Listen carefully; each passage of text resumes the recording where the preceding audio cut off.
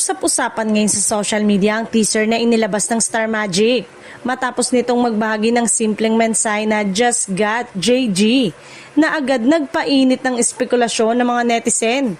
Sa naturang post, makikita rin ang iconic na gold logo ng Star Magic na tila nagpapahiwatig ng isang malaking anunsyo na paparating.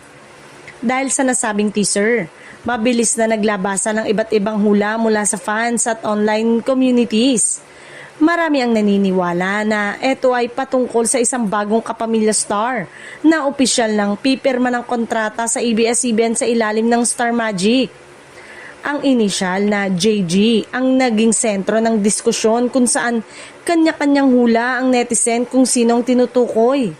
May ilan na nagbanggit ng mga artistang kasalukuyang freelance o mula sa ibang network na posibleng lilipat sa Kapamilya Network.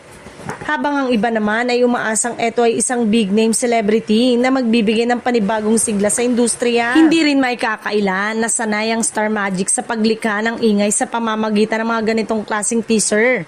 Sa mga nakaraang anunsyo, kadalasang nauuwi ito sa mga contract signing ng mga kilalang personalidad o kaya'y pagbabalik ng mga artistang matagal nang hindi napapanood sa kapamilya shows. Samantala, patuloy ang paghihintay ng fans sa opisyal na kumpirmasyon mula sa ABS-CBN at Star Magic.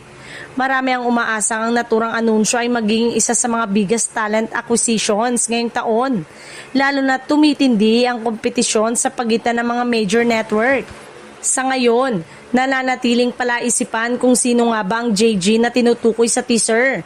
Ngunit isang bagay ang sigurado, muling napukaw ng Star Magic ang interes ng publiko at inaasang mas lalong iinit ang usapan sa sandaling ilabas na ang kanilang inaabangang revelasyon.